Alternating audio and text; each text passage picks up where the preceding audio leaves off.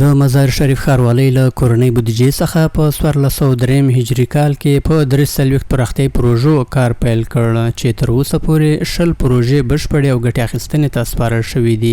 د دې ادارې سکتوري او تخنیکي رئیس د 1403 هجري کال د 4 روپۍ د حساب ورکولو په مراسمو کې وویل چې په پاتې پروژو هم په چټکۍ سره کار دوام لري او ډیر ژر به بشپړې شي.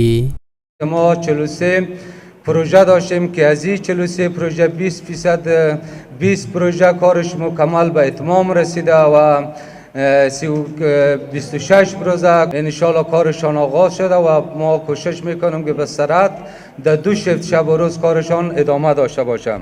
له همدې امله موږ د مزار شریف په 10مه ناحیه کې یو له دغو پروژو کاري ساحې ته راغلیو ترڅو د دې پروژې د چارو له بهیر څخه یو راپور چمتو کړو.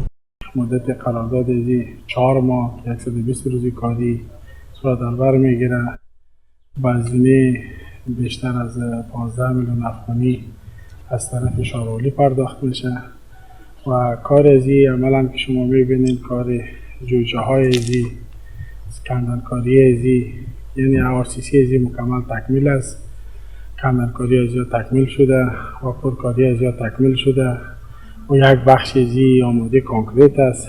ورته مهال د پروژې د پلي کوونکي شرکت مسؤل وایي چې د دې سړکونو ټول اوږدوالی څه باندې 1.5 کیلومتره دی او تر اوسه پورې له 80 سلنې څخه ډیر کار بشپړ شوی دی. ما از نگاه تکنیکی را مقایسه با فیصدی کنیم کار ما بالاتر از 80% تکمیل شده چون مواد ما مکمل در ساحه آورده شده از نگاه سمت، سیخ، جغل، ریک فقط آماده کانکریت ریزی است.